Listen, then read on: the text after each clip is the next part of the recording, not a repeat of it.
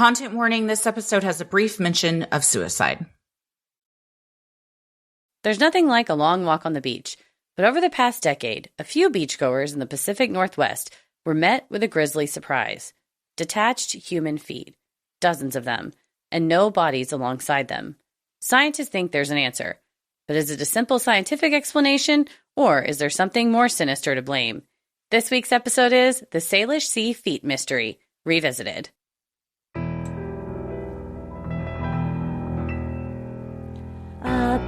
Bump in the night, your heart fills with dread.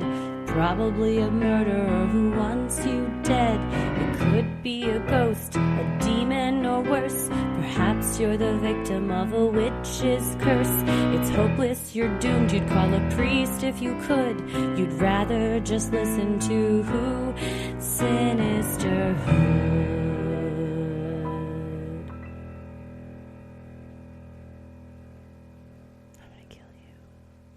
Well, we're back in Texas. Yes, we are. What a wild whirlwind West Virginian weekend we had. We did. A wild West Virginian whirlwind. I had never been there, and what a beautiful part of the country it is. The amount of trees and babbling brooks and just we're from here where there's no hills. And as soon as we go somewhere with hills, we're like, God damn, look, there's a building up at the top of that hill. Wonder what that's like up there. Right? That's why I was like looking at all the billboards and stuff, and it's like West Virginia, almost heaven. And I was like, wow, they're sort of exaggerating. And you get there and you're like, this is the most beautiful spread of like trees I've ever seen.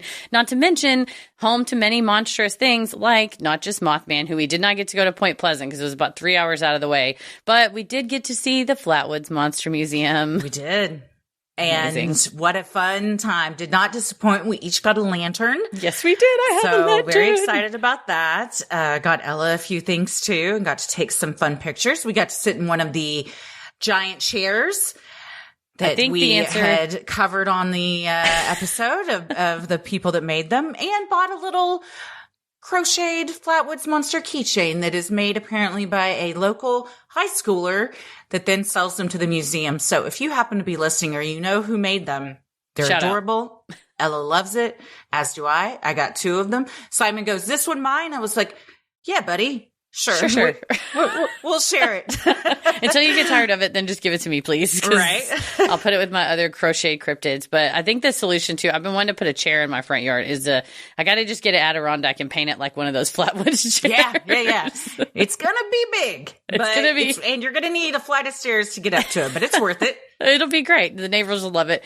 And it'll go right along with all the other weird stuff we got going around here. But given that we were on the road this week, we weren't touring, though, because we were going somewhere special that you all will hear all about it on an upcoming future episode, as well as a future YouTube video. But shout out to everybody that joined us live on TikTok while we were walking the halls of the Trans-Allegheny Asylum in Weston, West Virginia, the purpose of our trip. It was. This episode today is kind of an update on something, and we're going to be doing an update on Trans-Allegheny and revisiting that too. We covered it back in 2020. We said we would never go because we were too scared. Yeah. But our bestie Nelson from the Ghost Guild reached out and was like, "We're going if y'all want to come." And we never say no to Nelson. Yeah. And it is, it lives up to its name. It's very creepy, very spooky.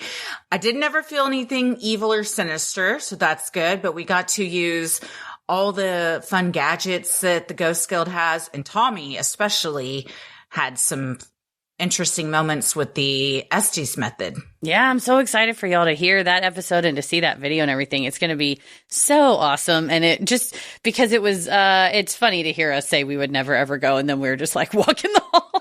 So, to be fair, I think we were saying we didn't want to go just the 2 of us by ourselves all night overnight. Correct. But we had the wonderful guardrails of the Ghost Guild and the staff at Tala, who was great and there with us the whole time, making sure we were safe and everything was good to go. So it is a very cool place if you can get up there and visit. All the money that they get from any tour ticket revenue or rental revenue all goes right back into restoring it. And you can really see in some of the locations what it used to look like, just sort of abandoned, fallen down, to beautifully restored to a period time to really show you kind of the beauty of the place, but also not shying away from the atrocity. So we got a whole good future episode coming up on that. But we were gone this week, so we're like, well, we got to revisit one of our old episodes, and that's what brings you to this mystery today. It so happens that the new Unexplained series on Netflix that recently got released, one of the episodes is all about the Salish Sea feet mystery. So we thought, well, that's perfect because some new information has been introduced since we covered it. And not everyone has gotten to hear this because it was originally a mini-sode on Patreon several years ago. Yeah, it was back in July of 2019, and more stuff has come out since then. And the Netflix Files of the Unexplained episode also had some interesting different angles that we did not cover in ours. So we were like, oh, okay, well, we'll let you all hear this mini-sode as it was originally released in July of 2019, and then we're going to come back here at the end with some updates for y'all. You know what's wild? What? 2019. Dude! I was thinking that. Who even knows what we say in this? Because transparency, I have not listened to the original since then. Oh, man, we just didn't know what was around the corner, did we? We sure didn't know. So you get to hear that, too. You get to hear all of us pre-2020, pre-pandemic. Our adorable ignorant bliss where we're like, maybe in 2020 we'll go on a trip and we'll go to the Salish Sea ourselves. And we had no idea. All of those early 2020 episodes are ridiculous. Well, we're not going to go to the Pacific Northwest anytime soon, but we are going to get traveling again this month. Goodness gracious. Yeah. May, you're hearing this May 1st, May 14th, 2 weeks from now, tour starts. God, time flies. What? It does, yes. 2 weeks from now, we will be in St. Louis, then Chicago, Milwaukee, Charlotte, Raleigh, Cincinnati, Cleveland, Toronto, Kansas City, Oklahoma City, San Diego, Phoenix, Las Vegas, and Dallas. We're going back on the road with our full moon energy tour. If you haven't seen it before, or even if you did see it, things have been added because a lot of new things have been happening with the moon. We think it's up there. It's been up there for a long time. Probably nothing new is happening. Not true. No. Every day I get a moon update from some various news source. We're on the moon algorithm now, and you will be too after you come and see us. But it's a super fun show, and we can't wait to see y'all. Go to sinisterhood.com/live shows and come see us on the road. And in the meantime, enjoy this mini-sode and stick around at the end for an all-new update. When I was a kid, my sister made fun of my feet smelling. Like, no, I didn't smell other people's feet. My feet. Your feet stunk? My feet stunk, and to this day, still stink. Well, most people's do. It's bad. I mean, do they smell all the time, or just if you've been wearing certain shoes? If I've been wearing any shoes. Any shoes. Yes. They don't just sweat on their own, but as a kid, I would take my shoes off and my feet would stink, and my sister would scream and make fun of me. And my mom would say, it's okay. When I was your age, I had stinky feet too. And I said, did you grow out of it? And she went, no, they still stink. And I'm an adult now. And she was right. And I'm an adult. And now my feet There are certain shoes I have that make my feet smell more than others. It's true. And I think like certain like, fabrics. Yeah. My fabrics. Converse. Oh Lord. Oh, they're bad. Dude. Do you wear socks? No. Well, that's why. I mean, sometimes, but in the summer, no. I saw on Instagram an ad for, you know, like you see the ads for vag sprays and it's like a lady and she looks all happy and it's like, you could have the freedom. It was like that, but for feet spray. And I just want to know how it knew. Oh, because it's listening to all your conversations. I don't think I Googled my feet stink. Did you say it out loud? I may have. Probably. It's always listening. It's weird. I will say unrelated. There's one of our clients is doing a deal with a medium size brand that gets advertised on the internet. And I've said the name a couple times. I started getting Instagram ads for the company. I'm like, no, we're investing in them. I'm not buying I guess I could buy their stuff and support my client, but it was just weird that I've never ever Googled that company's name. Listening to you. I never. When you get an Alexa or Google Home, you are essentially I mean, nobody ever reads it, but they have, Tommy was just telling me, there are people that listen back to they can always be listening to your conversations, but then there are people that are paid to listen back to conversations so they know like certain targeted words you're saying. Oh, that job. Imagine the stuff you would hear. You probably hear. I have an Alexa, but it's unplugged because I can't figure out how to work it. Why not? I don't know. I plugged it in. I tried to do the app. It was a whole thing. I couldn't get the Wi-Fi thing to work. Oh. I felt like an old. I was like, I don't know. And it just. We have a Google Home. I have a Google Home that's in my bedroom, but half the time I unplug it and use the plug-in for we have stuff. Alexa on our Roku, or not our Roku, our Fire Stick. Oh, so the TV can hear you. Mm-hmm. I just think my iPhone hears me. Yeah, it does. God. Big Brother's always watching. They know. It knows, I'm telling you, it knows like the trajectory of your relationships. It'll know like if you're thinking about this or buying a car, whatever. Targeted ads. It knows. Yeah, for sure. It all knows. Well, you know what people don't know? How these feet. What the fuck is going on with this beach? Washing up on this shore. You're like, I want to go to a beach. And Google's like, I got a beach for you. You ever heard of the Salish Sea? I can tell you. Well, I'm Christy. I'm Heather. Well, this month's minisode is the Salish Sea feet. It was a listener suggestion, Aaron Alexis, on our Patreon Facebook group. Thank you so much for being a part of that and for supporting the show. And thank you for the suggestion. This was a fun little jaunt. It was interesting and different. And also, I found myself feeling forlorn and melancholy for these abandoned feet. Yes, I said to you, it's both amusing and sad. Yes, every foot has a story. It does. And these came from people. Yes. They weren't just lone feet. They were attached to somebody at some point. Grow a foot in a bucket. No. Well, I've tried. Oh, whoa. You cannot. You cannot. Well, let's get into it. The Salish Sea is an intricate network of waterways southeast of British Columbia in the Pacific Northwest and encompasses the famous Puget Sound near the northwestern coast of the state of Washington. Beautiful area up there. I've never been. Always wanted to go up there. I've been to Seattle. I've been to Pike Place Market. Had some chowder. I'm a big chowder fan. Oh, I love chowder. Good chowder. You like clam? Yes. Clam chowder? Yeah. Clam chowder. I like bisques too, but it's hard to find a good bisque. Hard to find a gluten-free bisque. You got to watch out. These flour. To thicken it up. That makes sense. But Seattle I went in October. It was a little bit rainy. That's perfect. It was beautiful. Yeah. Man, I'd love to go back. I'd love to go. Period.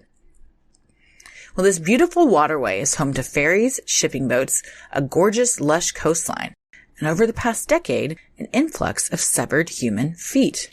The first foot was found in August of 2007 in the northwest part of the Salish Sea near Jedediah Island, a marine park in British Columbia.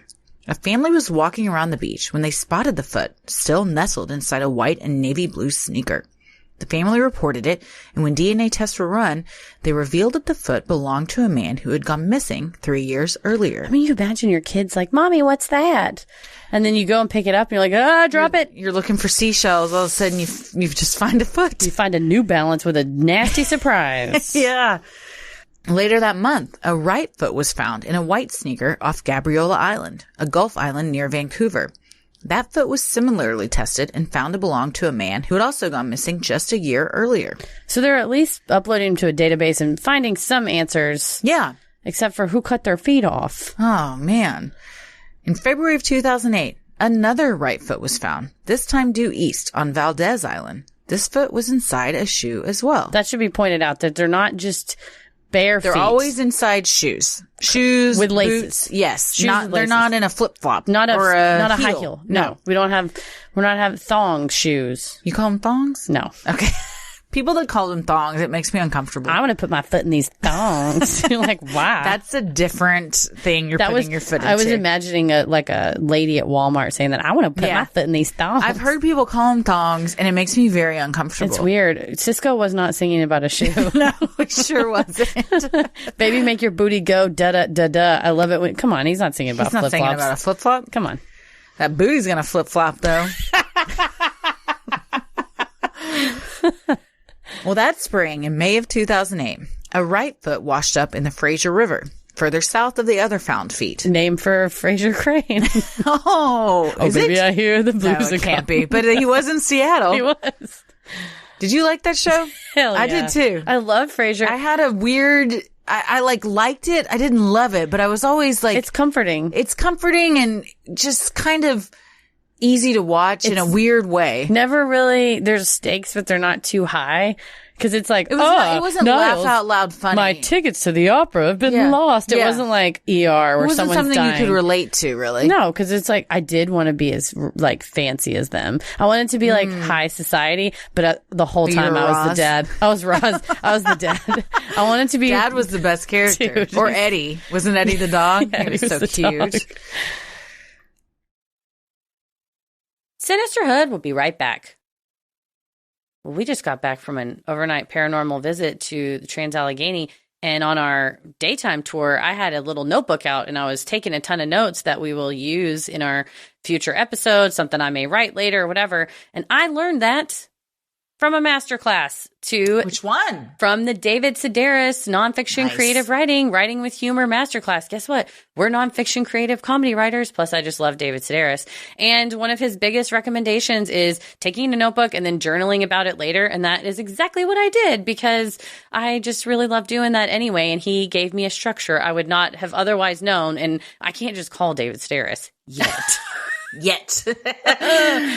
Well, picture that thing you've always wanted to learn. Now picture learning it from the person who's literally the best at it in the world. That's what you get with Masterclass. How much would it cost to take one-on-one classes from the world's best? Easily hundreds to thousands of dollars. That is, if they will return your phone call, which they might not. But with Masterclass annual membership, it's $10 a month. Memberships start at $120 a year for unlimited access to one-on-one classes with all 180 plus Masterclass instructors. Learn how to master negotiation with Chris Voss or think like a boss with Martha Stewart. It's like Masterclass instructors are your own personal mentors that are going to help you reach the next level. Boost your confidence and find practical takeaways you can apply to your life and at work. And if you own a business or you're a team leader, use Masterclass to empower and create future-ready employees and leaders. We love Masterclass, and you will too. There are over 200 classes to choose from with new classes every month, like the one I talked about, storytelling and humor with David Sedaris that helped me with my writing, or graphic design with David Carson that Paris is using to create graphics for the show. There's something on there for everyone, and they make it in little bite-sized bites, so it's easy to get through too. I've also given it as gifts to multiple family members. I like to give experiences as gifts. I'm like, here's an annual membership.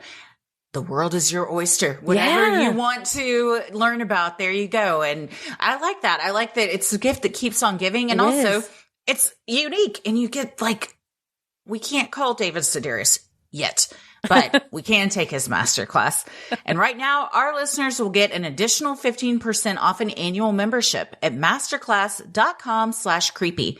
Get 15% off right now at masterclass.com/creepy. Masterclass.com/creepy. Well, in June of 2008, the foot from February got its match, with a left foot also found in the Fraser River. A DNA test revealed that foot number 3 and foot number 5 were a match. When tested, the feet matched a man who had gone missing in 2006. So they're floating different ways. The feet are severed. And at different times. At different times. Man. Foot number 4 got its match in November of 2008, when the matching left foot ended up near Kirkland Island, just west of the other foot. Both of these feet matched a woman who had been missing since 2004. So it's taking about 2 to 3 years for these feet to... from the time that the body goes missing to the feet are being discovered. Yes. Correct. And it seems like I can't tell from the the research that we did, though, the people were from sort of the area. It wasn't like they were out at sea or they were super far south or super far north. They were sort of reasonably close. A year later, one more foot was discovered, also in the Fraser River, and matched a woman who had been missing since 2008. The next foot to wash up was not until August of 2011, when a left foot was found in False Creek, further north of all the rest of the finds. Authorities tested this one, but were unable to find a match. Which creek did they find it in? False Creek. That's why they couldn't find a match. Sometimes they would be so deteriorated by the elements that they just couldn't get a good DNA match off of them. This is something I learned from this. I thought as long as you had some sort of body bone or something, something to scrape out, that you could test it. But it turns out if something has been so severely decomposed in water or over that long period of time that even if you have organic matter that the DNA can get broken down. Interesting. I did not know that. That is very interesting. In November of 2011, a right boot, foot inside, washed up on Salamit Lake, Port Moody. Older than all the previous finds, this foot belonged to a man who had been missing since 1985. I wonder if the boot preserved it longer because it's leather. Lost Girls of Panama. Yes. Similar thing happened. They find her tennis shoe with the foot inside. Or the hiking boot. Was it a hiking boot? I believe it was, maybe. Yeah, I think it may have been a boot. Like an ankle, ankle high. Yes. So, I wonder if it preserves it for that long. It does preserve it. And also, it's just interesting when you look at a map of all these waterways that it's one flowing into the next, into the next, into the next. Way of the currents. I guess so. You can't predict which way the water goes. Actually, you can't. It's current oceanography. There's people, it's their job that do that. There's a lot of people that predict it sounded very poetic. Yes, it did. Foot number 8, which had been found in August of 2011, got its match over a year later in October of 2012, when foot number 8's right counterpart in a matching blue and white sneaker was found in the same place as its twin, Falls Creek. Analysis of the DNA matched the feet to one another, but officials were not able to link it to any missing persons. You know what else matches the feet? Shoes. Isn't that crazy? It's the same shoe. Obviously they'd be in the same shoes. Yeah. Presumably. And I guess it is possible that 2 different people wearing the same shoes went missing, but also it's a blue and white Nike or Adidas or whatever. Yeah. It's probably. I think it's Occam's razor. Yes. The next discovery was not until 3.5 years later, in February of 2016, when a left foot in a dark blue and gray New Balance sneaker was found on Botanical Beach. Shortly thereafter, the matching right foot was also found on the same beach. DNA analysis was not possible, but anthropological and circumstantial analysis led officials to conclude that the 2 feet were a match. I'm going to say circumstantial analysis is my prediction that they were like, oh, it's the same shoe. Gotta be the same foot. Same shoe, same size, same place. I mean, I think that's pretty strong evidence, though, for it to be such a odd thing to have happen. And I bet even if you can't test the DNA, you can say, oh, this clearly has been decomposing for 3 years. Yes. You could match the time. Yes, the exactly. Decomp time. Nearly 2 years later, in December of 2017, a man walking his dog near the Jordan River found the 13th foot, encased in a boot, with a tibia and fibula still attached. When officials tested the DNA, a match came back to Stanley Okumoto, age 79, who had gone missing in September of 2017. Now, this photo was disturbing. Did you see this photo? I have not. It is a black leather boot sitting upright and just straight up looks like a bone just sticking straight up. 2 bones because there's a tibia and a fibula. It looks like Rodney, the skeleton I have in my guest room. Yes, Rodney. It just looks like his leg. That's what it is. Bone white. And now imagine no meat. You're just strolling down the beach, seashell hunting, enjoying the sand beneath your toes. Oh, what's that up ahead? Don't touch it. Your what dog. What do you do? Your dog runs off straight up out of the burbs. Yes, just runs back with the bone. Just takes this foot. You're like, bring that back. Get back here, Buffy. In May of 2018, another foot appeared on Gabriola Island. And on New Year's Day, 2019, the most recent foot was discovered when beachgoers on the south end of Jetty Island came upon another foot, this one inside of a boot. It was discovered this foot belonged to 22-year-old Antonio Neal, who had gone missing August of 2016. Well, my first inclination would be don't go to those beaches no more. But really, they're probably very pretty. First of all, despite all the feet. The photos are gorgeous. I mean, statistically, you probably won't find a foot. No, I think some people go out there hoping they will. They go foot hunting. Yeah. I've never been foot hunting. Not the same as Bigfoot hunting. No, much different. Different area. While the discovery of a lone foot would certainly be alarming, the British Columbia Coroner's Service and other law enforcement officials want the public to know there is nothing sinister about these feet. Of course they do. Likewise, U.S. law enforcement on the American side of the water want you to know there's nothing to fear. That smells like a government cover-up. Fear not, good people of British Columbia. Don't fear the feet. They're fine. They're where they want to be.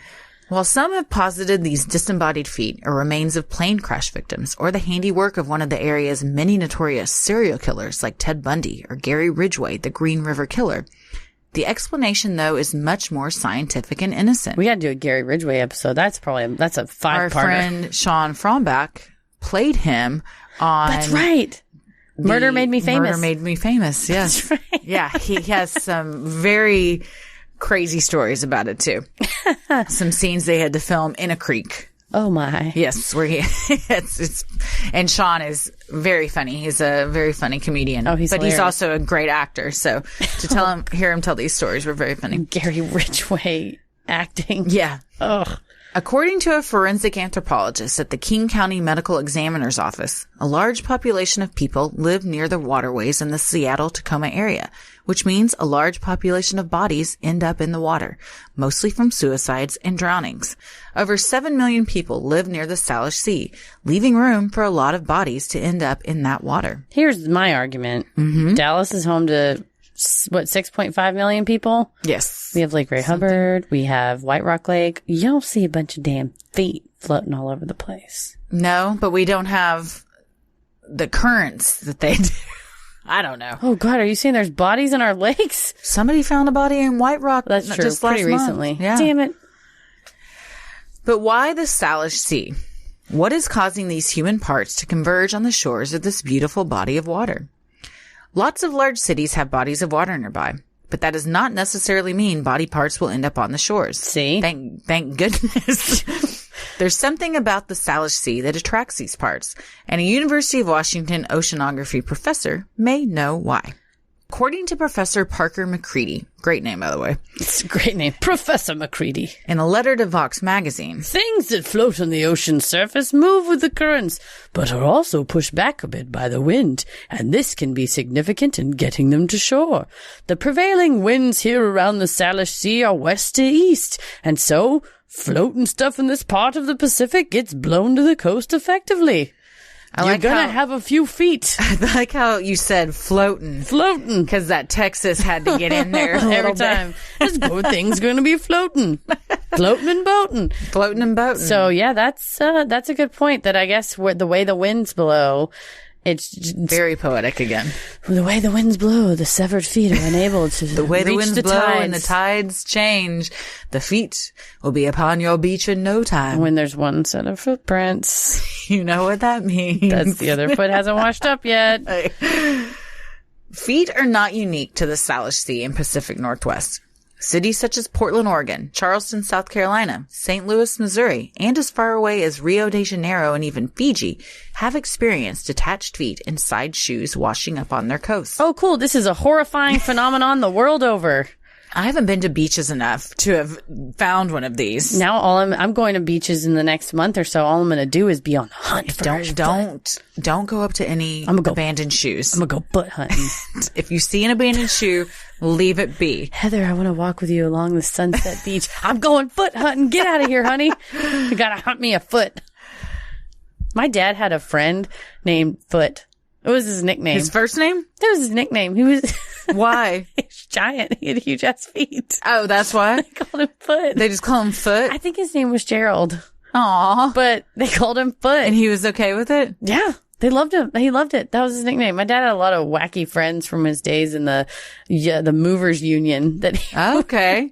But one of them, his name was Foot. I imagine if you had big feet, you'd be a good mover. You cover a lot of ground in a short amount of time. It's true. And also lift a lot of things. Foot was giant.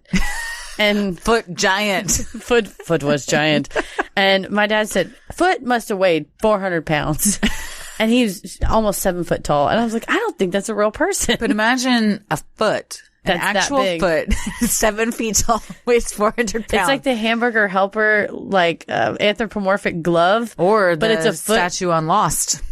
What is that? Is it a foot? Yeah, there's a foot statue on Lost. I haven't watched Lost in forever. I was just talking when I was in San Antonio with our good friends David Allison and Ray Maddox about how phenomenal that show is and how we all want to go back and rewatch it. I think I told you the story on the show, actually, that I watched maybe 3 seasons, but I didn't finish it. And it was after the finale aired like a week later. And I got shit hammered drunk right by Wrigley Field at the Cubby Bear. They were doing test tube shots. Yeah. And we were eating bocce pizza. And when you come down off that drunken, the drunken blur. And she said, anyway, that's how Lost ended. And I was like, no, start over. She goes, God, I've been talking for like 35 minutes. I was like, oh, I missed it. You should watch it. I think I'm going to go back and rewatch it. It's too daunting. I don't like a long series. Yeah, I did just I watched Buffy the Vampire Slayer for the first time as an adult. Never seen it. It's really good.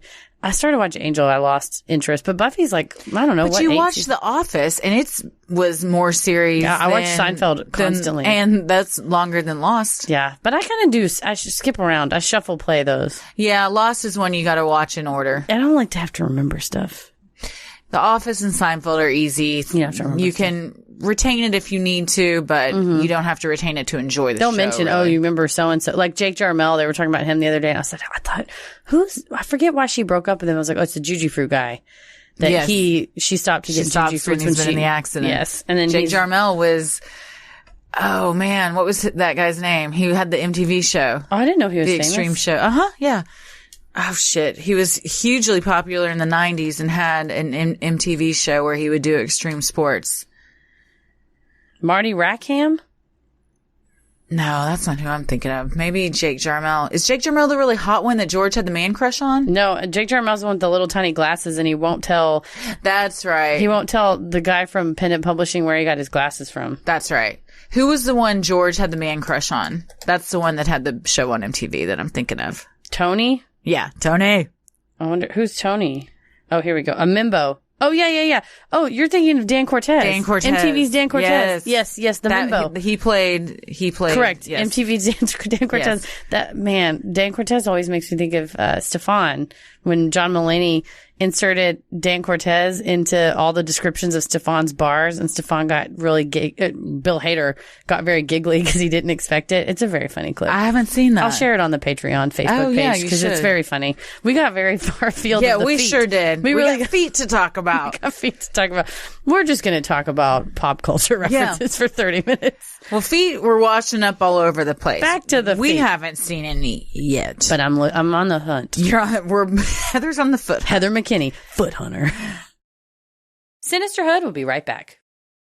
Well, spring has sprung all over Texas, and my allergies have definitely been suffering. I just can't deal with the sneezing, the runny nose, but I have finally found a solution, Heather, and it is the Astepro nasal spray. It is a godsend. I have been suffering with allergies for so long, and literally within like minutes, I felt so much better after using this. When you find a game changer like that living here, it's like, I love you, baby. Marry me. You'll recommend it to anybody and everybody because we're all suffering together right now. So, and it's so pretty outside and you want to enjoy the weather, but you also don't want to be like a prisoner of your own nose. So you got to get that Astepro, man. Well, shout out to Astepro for sponsoring this episode and providing us with free samples. Like I said, I use Astepro. Tommy uses Astepro. He had used it even before they became a sponsor. And when we got it, he was like, this stuff is really good, by the way. So if Tommy Brown endorses it, then we all know that it's okay. I was going to say, if it has a Tommy Brown seal of approval, that's all any of us need to know.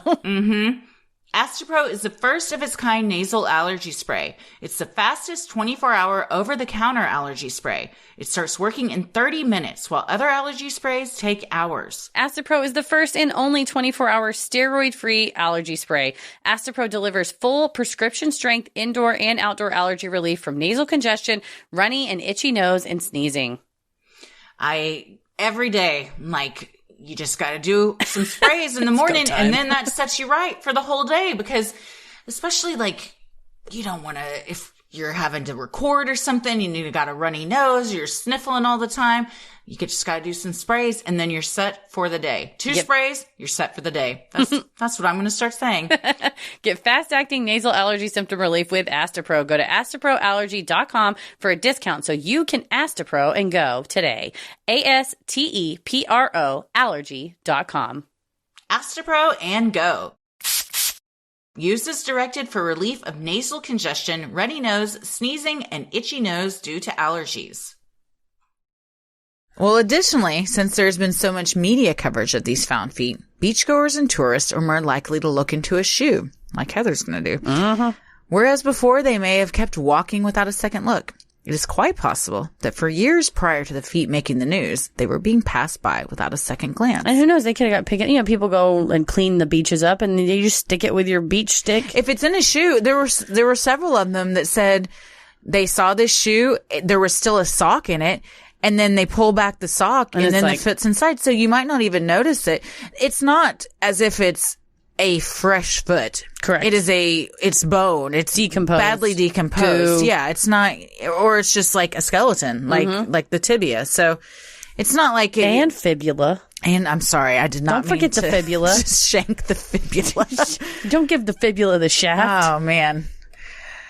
Well, why feet? The adult human body has 206 bones. So why are the ones washing up on beaches always feet? One major recurring feature of these found feet are their shoes, specifically tennis shoes and boots. In the decomposition process, small insects and crustaceans chew on the ankles, causing the feet to detach from the rest of the body. When encased in rubber and polyurethane, two buoyant materials, they wash with the winds right to shore. Feet wash with the winds, right? This is very poetic. It's very fun. But it's true. Y'all didn't know that this was going to be a very poetic episode about this feet. This is our poetry episode.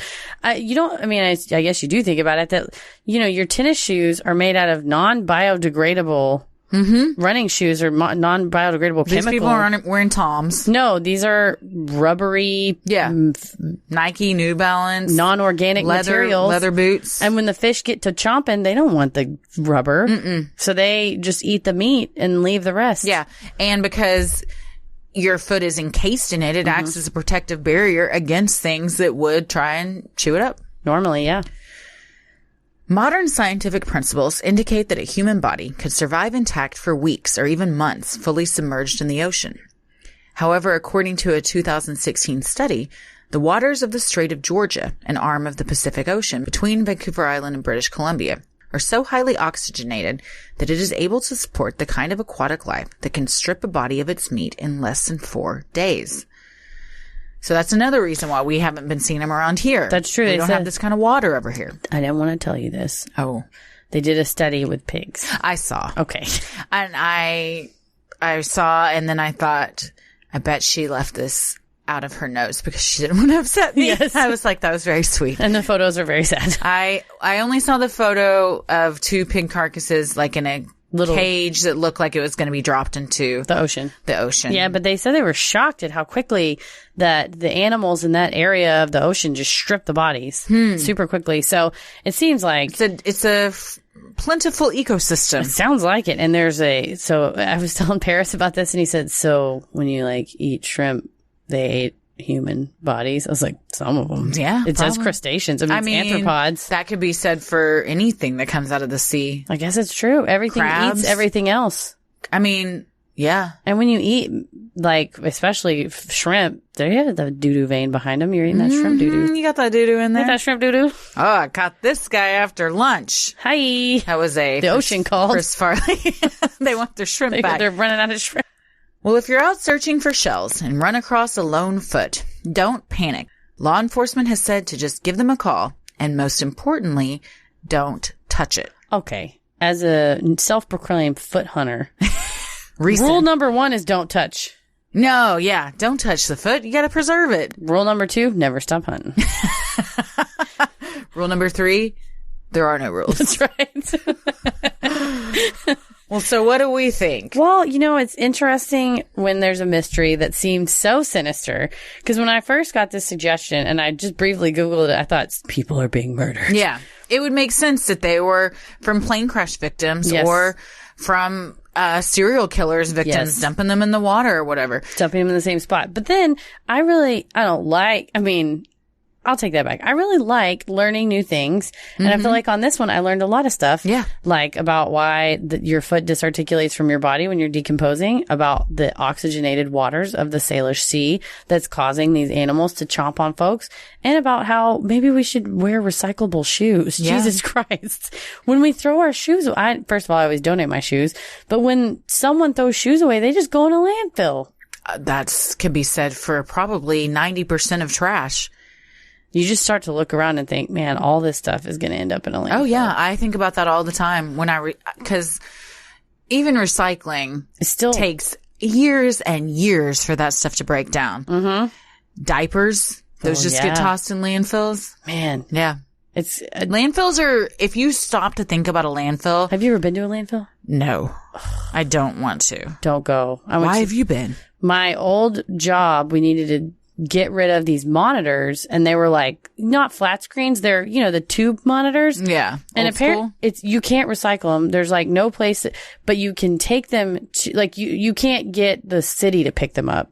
You can take them to these specialty bins at the dump. You yourself have to drive to the dump. Wow. Same with tube TVs. Well, most people just throw them out. Yeah, I was going to say, what if you just throw them in the trash? Then they just go in the trash. But if you want to recycle them, which my old boss was very nice. Gotcha. He loaded up his Mercedes with all these and drove it to the dump. And he said, "Do you want to go to the dump with me?" And I said, "Well, yeah, obviously. Of course I do. I want to see what the dump looks like. I've never been." It looked like a Disney movie, WALL-E or something. Like you pull up. Yeah, it's just scrap metal. Where the trucks come and dump. The trucks back in, they mash some sort of pneumatic button and it goes, and it tips up and dumps the trash in there. And it's all in this big cavern. And then on the other side of it, if you kind of walk around, you see it's like miles. Yeah. What appears it's Trash City. Yeah. I mean, it fucking stunk. Yeah. As you like garbage. Is there stuff flying around? There's lots of flies and bugs. And birds and stuff. There were not, because we were in like this covered part where the bins were, where you like back your truck up or your car and you put your recycling in or whatever. But I'm sure there was like birds and stuff flying out there. Do people that work there wear masks? Like hazmat suits, masks, goggles. You have to. I bet even with all of that, blessed our waste management workers, because no matter how much shit that you put on yourself, you're still going to smell like garbage. It's like my friend that worked at the barbecue restaurant. You're always going to smell like barbecue. No amount of shampoo will ever get that smoked meat smell out of your hair, which some people will find an aphrodisiac. Yeah. Cuddle up next to me with that. Give me that brisket hair. But you probably don't even know you smell like trash, but others might be able to detect it. But like you said, it's not a job for the faint of heart, and bless the people that are willing to do it. It is a hard job. It is a job that is always going to be you ain't gonna get laid off. Yeah. People are always throwing shit out. Yeah. But I think about that a lot when I throw stuff away. Like, it's just going to go to a landfill. It's sad. Yeah, it is. I mean, that's why I try and reduce your carbon footprint. Yeah. Recycle when you can. Donate stuff. I donate clothes, shoes. Yeah, I can't think of the last time I just threw away clothes or shoes or something like that. I used to date somebody that would just go, I don't want to, it's a bag of t-shirts. And I was like, I'm like, what are you doing? And he's like, I'm just throwing it away. I was like, why? I worked with a girl that threw away her clothes because she didn't want to donate them because they felt personal to her. So she didn't want the thought of someone else wearing them. She's going to go to hell. So she would just throw away tons of clothes.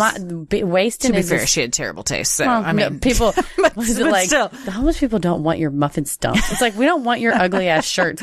But my grandmother, and then, cause my grandma grew up in like the Depression, and they had like government cheese and stuff like that. And you could not, in my family, you do not throw shit out. No. Ever. My great-grandmother also grew up in the Depression and was very poor.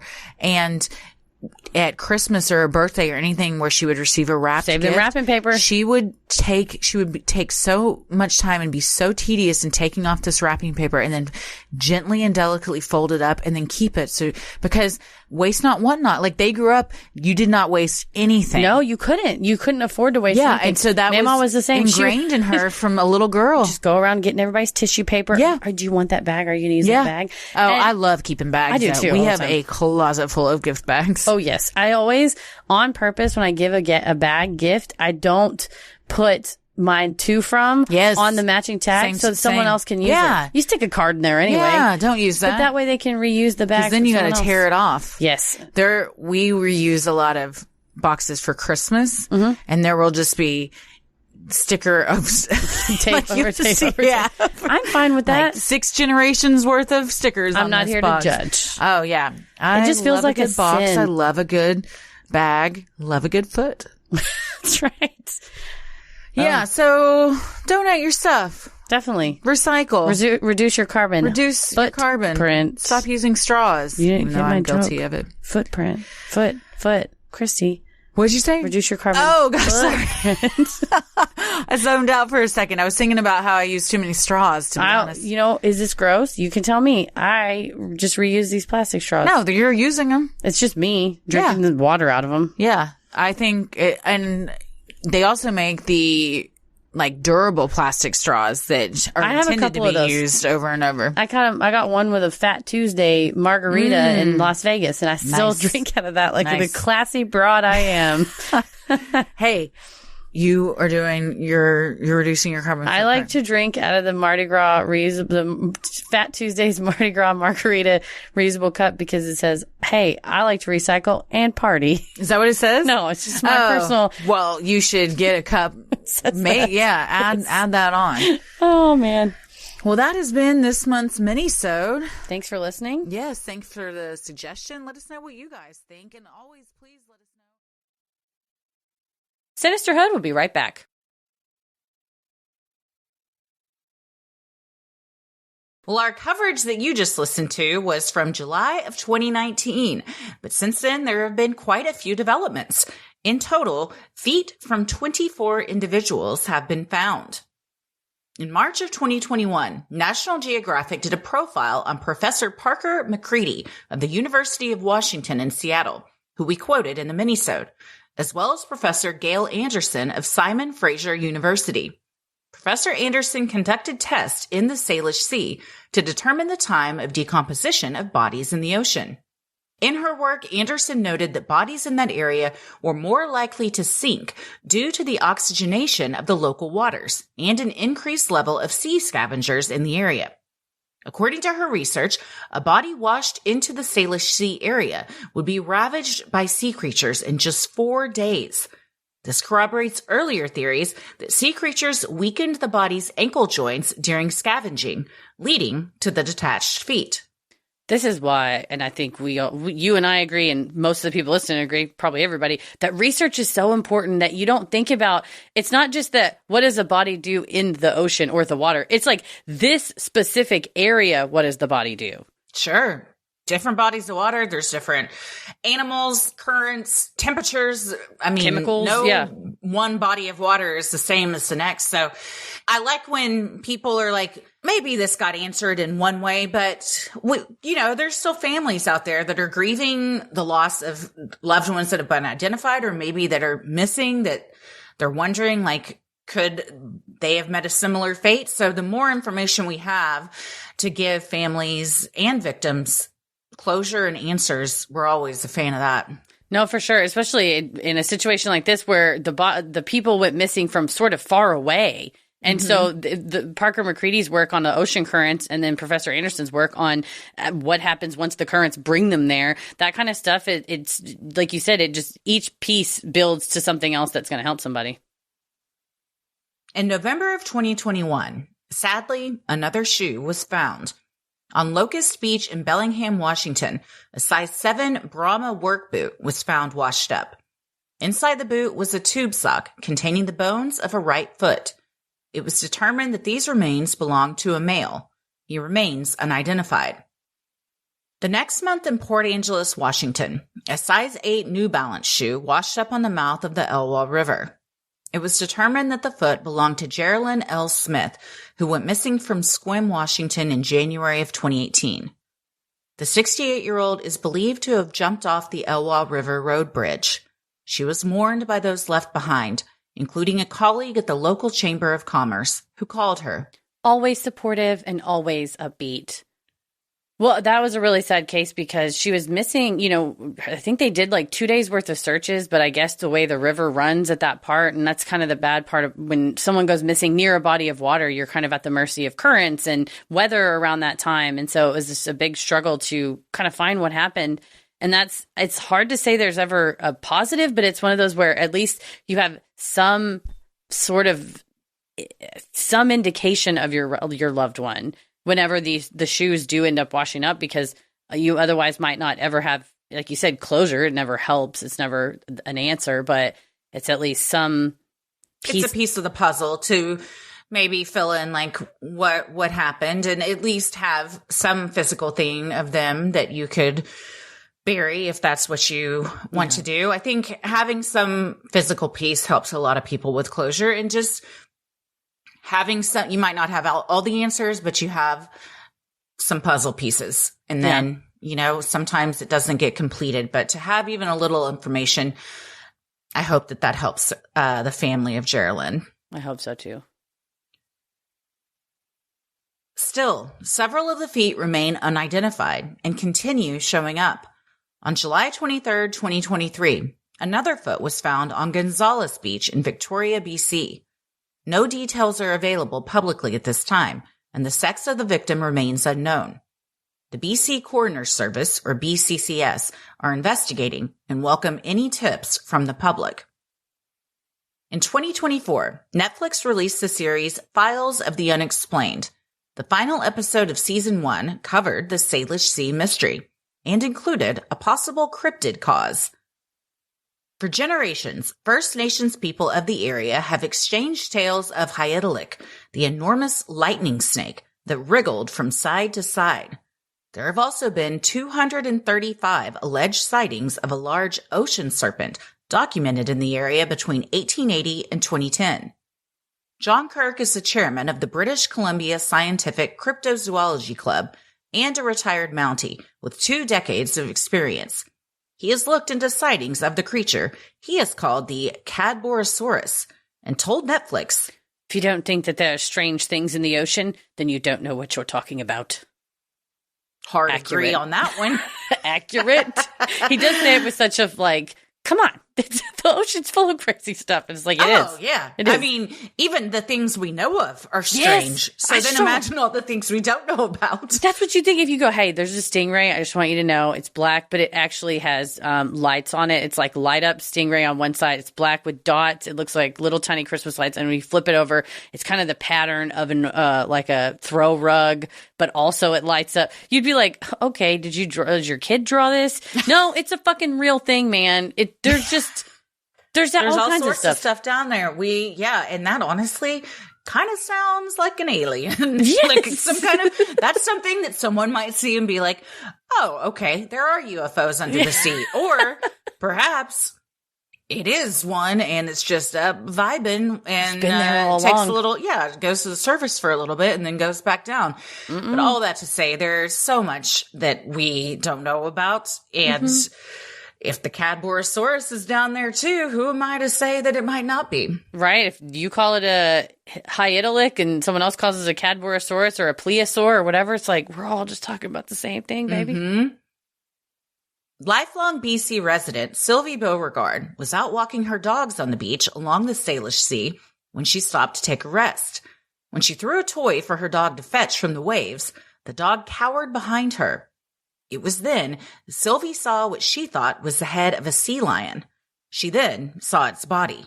The best way I can describe it, it was like snake-like. So there'd be a bump, then the water, then another bump, then the water. The beast turned its head sideways and looked at Sylvie before it sunk beneath the waves and swam away. That beast is like, do you like what you see? Just the knowing that it saw you. It acknowledged you. But also, it acknowledged you and was like, bye. It could have just come straight at you. Yeah, it could have come straight at you or ghosted you, which would have been rude. But instead, it decided to make a nice little eye contact. But yeah, if you throw your dog a toy and it turns and runs behind you, and then you think, oh, a sea lion. Perhaps the dog was afraid of a sea lion. And then it's back and you're like, oh, shit. There's a snake with a sea lion head. Oh, where does it end? Just like that giant anaconda they recently found. Yes. The biggest that we know of. That does not mean the biggest that there is. What was it, 26 feet long? Something like that. It weighed a bajillion pounds and it was so fat around. Huge, like a fire hose. I still don't understand / can't believe that a dude was just snorkeling next to it in like business casual. It looks like he was don't working know a shift. What was going on there? But he left the office and he just left jumped right in this river. Yeah, he sold paper all day and then was like, I'm going to go take some underwater footage of an anaconda. I guess dress for the job you want. I don't know. You're an underwater sea explorer. Just lean in, man. You're good. You got to do it. Yeah. But that was a big boy. It was a big one. Whew. So yeah, you think there are serpents that are big as hell that, you would see water hump. I'm not. Because if you see a snake body that big, to me, that implies there's a snake head that big, and I'm not trying to fight that. Oh, yeah. Yeah.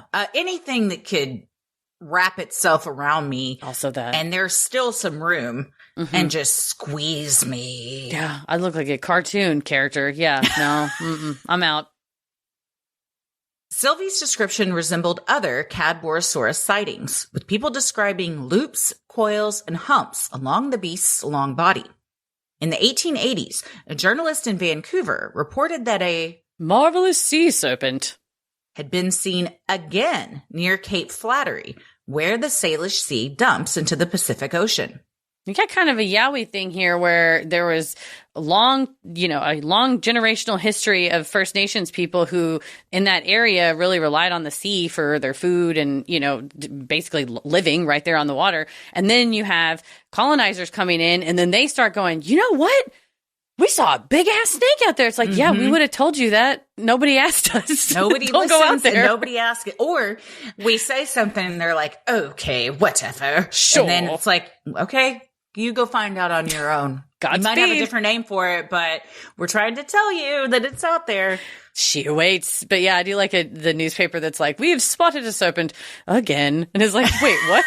Where was the first sighting? Well, we didn't report that one because we didn't think it was important at the time. But now we see.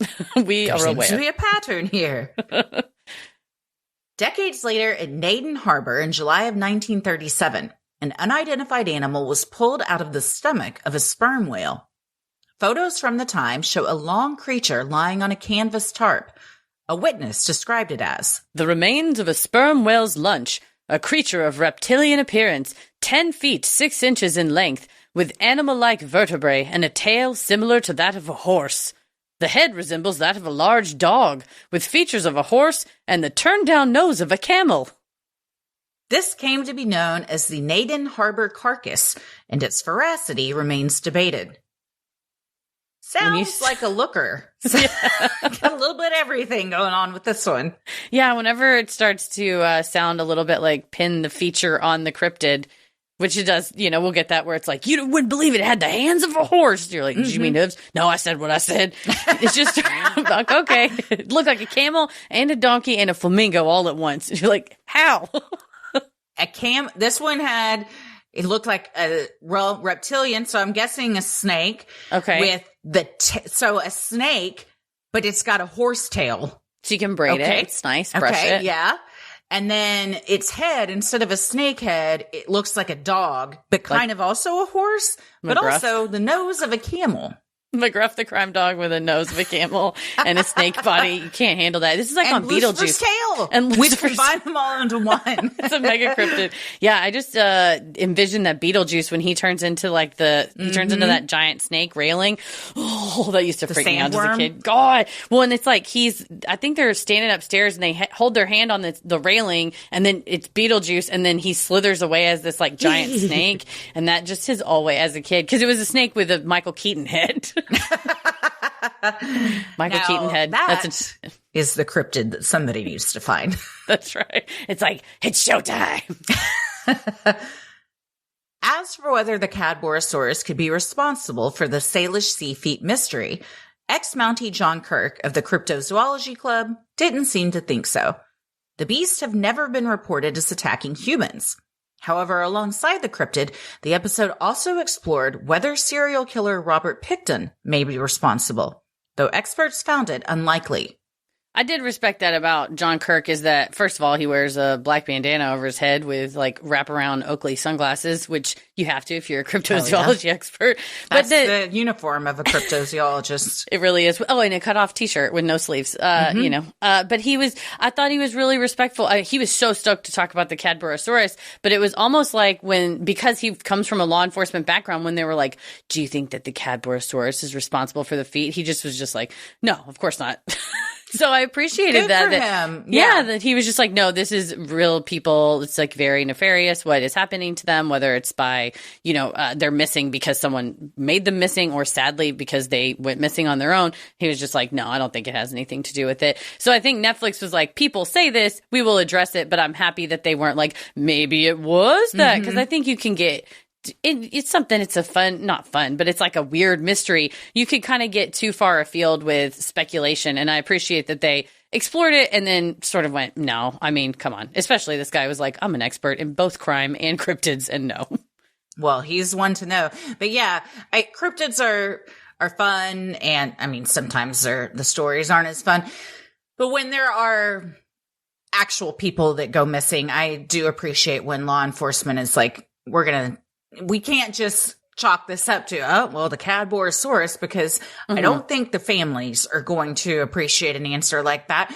And also it minimizes, like, there's something going on here that we need to address. We need to figure out what it is so we can hopefully prevent it from happening again. Sinisterhood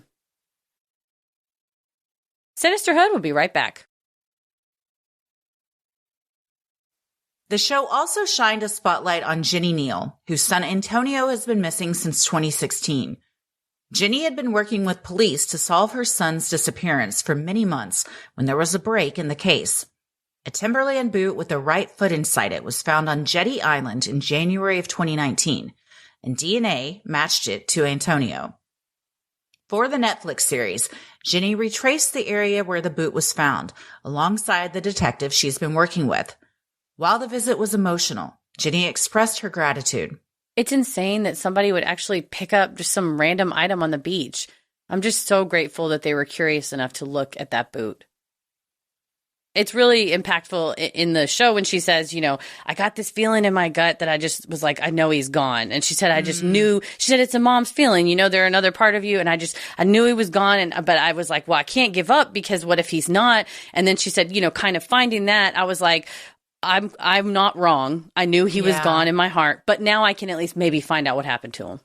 Yeah, exactly. And there's that piece of the puzzle that maybe that was the last piece she needed to at least find closure for herself. She might not know all the details, but she knows that she was right. And that feeling, I mean, it is part of your heart walking around out there. So she knew. Moms always know. She did. I'm also grateful that somebody picked up that boot. I mean, knowing now, because this has, you know, been a mystery for decades, and with the Netflix series and stuff, I think that it would be more common for someone to pick up a shoe that they found on this beach specifically because of the history.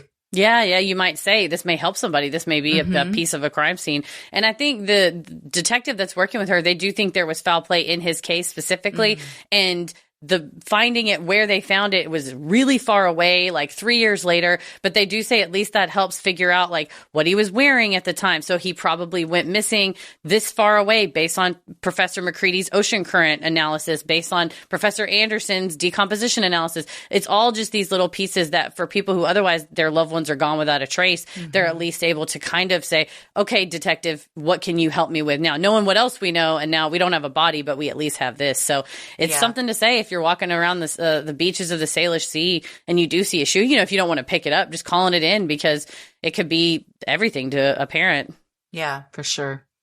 And even like the type of shoe, that's a piece of it. And, you know, I mean, like, oh, maybe they only wore this type of shoe when they went to work. So now you can piece together a bit of a timeline, like you said, if there's foul play involved. Antonio's case remains unsolved. Antonio Jordan Neal has been missing since December 12th, 2016 from Everett, Washington. His partial remains were found on Jetty Island in Everett, Washington on January 1st, 2019. Snohomish County Sheriff's detectives continue to investigate and ask that anyone with information regarding Neal or his disappearance call 911 or the sheriff's tip line at 425-388-3845. In 2019, the BC Coroner's Service launched a portal called the Unidentified Human Remains Interactive Viewer. Anyone with information or questions about any of the investigations displayed on the UHR Interactive Viewer can contact the Special Investigations Unit using the relevant case number seen in the viewer and email bccs.siu@gov.bc.ca. So what do we think? I think that the coroner service launching that portal is a really good idea to help crowdsource information. I think we've seen the public wants to help, whether it's that don't fuck with cats or whatever, people want to jump in and try to help as much as they can. And so if there's a way to, cross-check the unidentified remains that are found, these feet that are found with missing persons cases, and understanding now the ocean current shift that it's probably not a bunch of people that went missing from the beaches of, the Salish Sea, but a little bit further out, that maybe this interactive portal can help bring some brains from around the world that are just want to do it because it's a passion of theirs, and but for that information, they wouldn't be able to help. For sure. The web sleuths are cracking down on all sorts of cases. I mean, over the past just 5 years, so many things, or, podcasters that take an interest in a cold case. So you don't have to be in law enforcement or, some kind of government authority to help with this kind of stuff. So I'm glad that they opened that.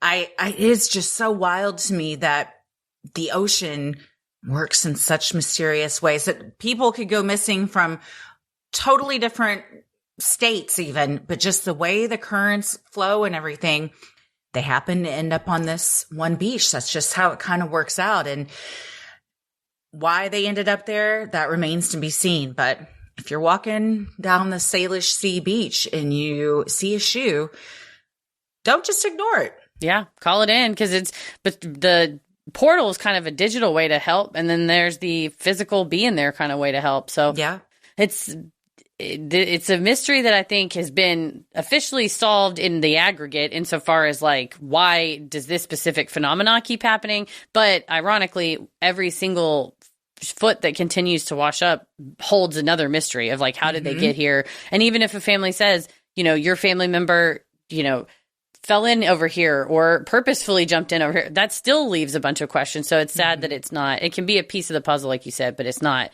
going to give everybody every kind of closure. And that's something, unfortunately, we can't all give them. But it's at least I'm glad to see that when it's discussed, especially on a large platform like Netflix, it was discussed with a good amount of respect and consideration, and was not too, sensationalized just for the, the media, because it does more harm than good. Now at least people go, oh, another foot was found. Maybe I can help, or maybe, it's not, oh, perhaps it was a serial killer from long ago.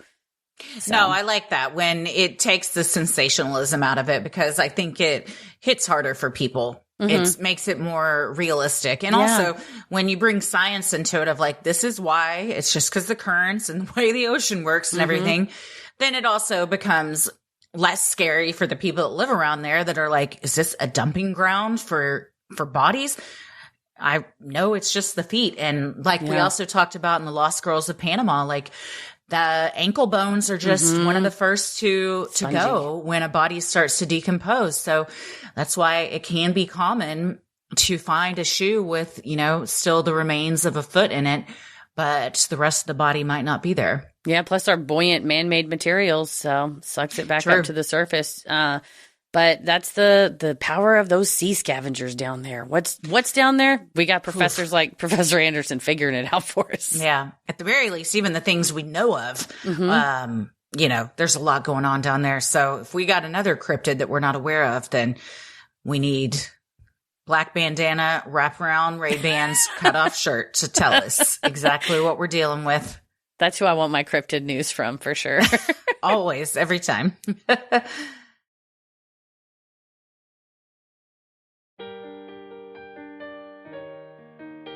Well, if you like our free episodes, you'll love our Patreon bonus content, like where this mini-sode originally came from several years ago. You can also join for free to see what we're up to next week also give free members and archived bonus content once a month, or you can join at one of our tiers and dive into over 800 hours of bonus content. What have we got going on right now, Heather? Oh, we've got so much stuff on old Patreon. Well, we recently had an unpopular opinions segment that we did that was a little bit millennial with a little bit of a freaky ending for you there. We've got some upcoming true crime headlines. We do those about once a month, so keep you on up to date. The most recent true crime headlines was all updates on prior cases. We updated on the Ellen Greenberg case, what's going on with her. Paul Flores is back in the news, John Wayne Bobbitt. So we Slender Man case. The Slender Man case. So any of those older cases we do, we'll come back and do a quick update, as well as the mini-sode like what you heard today, our most recent one on the Juggalos and how are they a gang? I don't know. So I'm in. Whoop whoop, I'm one of them. We also had a recent live stream, and all of those are available too. And audio content as well as video content is up there too. Plus you get ad-free episodes, weekly audio bonus content, monthly minisodes, merch discounts, either 10 or 20% depending on the tier you're at. And most importantly, community of the best listeners on the whole internet. The absolute best. And for recent patrons, thank you so much for supporting the show, and make sure you stick around after our sign-offs to hear your shout out. Head to Sinisterhood.com and click shop on the top banner to check out Sinisterhood merch like t-shirts, mugs, totes, stickers, and even clothes for your kiddos. There's no cuter clothes for your kiddos than the Believe and Be Kind Flatwoods monster shirt, and you can get a grown-up version and match your kid too. Send us your pictures of you matching with your besties. We would love to post them on social media. Dang, I should have worn my shirt you to wear the your museum. Oh man. Oh man, what was I thinking? What we wasn't, should obviously. We're going to send a Flatwood shirt to the museum and be like, that's a good idea. And we can make a print of Ella's thing and be like, if you want to hang this up, you don't feel pressured. They did have behind the register a lot of childrildren's artwork, so I was like, I'm sure we could get it up there. Yeah, I bet we could. But we also have some clearance merch, so act now, because once it's out, including some tour shirts from past years, because we're making room for tour shirts this year. So go check those out and use your Patreon discount code to get your deals. While you're on our website, you can also review the show. We make it super simple to give reviews. We love ones that have 5 stars, especially. You can follow us on socials and check out the episode description for sources used during our research. You'll also find fun things like topic-based playlists and links to those live show tickets for the Full Moon Energy Tour, all dark side of the moon. We explore it all. Cryptids, conspiracies, what really happened during the Apollo mission, what really goes on up there, what do the astronauts see when they're up there? It's a super fun show. I like to say, we're going to tell you what really goes on the moon, because you're like, what does that mean? Oh, you'll find out. Oh, whatever you're thinking, I promise you it's not what we're going to say, because what we talk about is so off the wall, outlandish. It's wheels off. We dug deep on the research for this. My favorite is people. If somebody had never seen it and was like, "Oh, do you mean blank blank?" I would give you $1,000 if you guessed what we were going to talk about, because that's how absurd it is. One person knew one what I thought was a pretty niche segment, and one person was like, I just happened to have read about that in a book years ago. And I was just like, I am shocked that you knew this, because I thought it was like a very weird underground thing. So we love to dig into the depths of the moon for you, which sounds like digging in your crack, but that's not what I mean. But yeah, go to the sinisterhood.com/live shows and come see us talk about the moon. Please. You can follow us on Instagram and Threads at Sinisterhood Pod. Like us on Facebook at Sinisterhood. You can watch full video versions of our episodes early and ad-free on Patreon, and then a few days later on YouTube. Hi, YouTube. And check us out over on TikTok. We're going to post a couple of quick clips from our Trans-Allegheny Live event here over the next few days, so keep your eyes peeled for that in anticipation of our future episode. And if you want a video shout-out made just for you, head over to Cameo.com and search Sinisterhood and order your custom video shout-out. Let us know what you want us to say, who the message is for, what, if any, weird objects from the Sinisterhood studio you want us to incorporate. And we would love to deliver a special video message, whether it's like happy birthday, happy anniversary, I love you, congratulations, fixing it, it's May, it's Mother's Day, it might be somebody's birthday, Memorial Day, a lot of graduations happen in May. So we do a lot of pep talks. We do pep talks. Get yourself one. If you're like, I need a pep talk from somebody. We'd love to do that. Hell yeah. We've done advice ones where it's like, should I do this? Should I not? We're like, we'll let you know what we think. And here's a corn skull at cameo.com/sinisterhood. Christy, where are you at online? I'm on Instagram and Threads at Christy M. Wallace and TikTok at Christy or GTFO. Heather? I'm on the internet at Heather versus the world. As always, the devil rules the airwaves. Keep it creepy.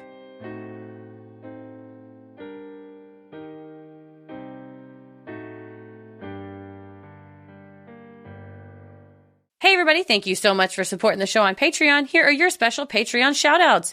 Chi, Talia Karalp, Julianne Booker, Elizabeth Cheney, Joshua Nakamoto, Angelica Swan, Jade Lang, Kayla Cranston, Kate Perry, KPT, Bailey Andring, Ott B, Vanessa Douglas, Brianna Grooms 1234, Molly Braymiller, Katie, Belle B, Hannah Green, Gabrielle Downs, Corey Ireland, Sarah Acosta, Savannah McWhorter, Riley Lewis, Tony Massa, Kelly Breedenthal, Charla, Julie Dorschlag, Steph Wood, Amanda Volvano, Amy Buster, Susan Crow, Allison Sasso, and Cassandra Rivera. Thank you so much for supporting this show. We could not do this without all of you. We sincerely appreciate all your love and support. Stay safe, stay healthy, and keep it creepy. Bah. Sinister.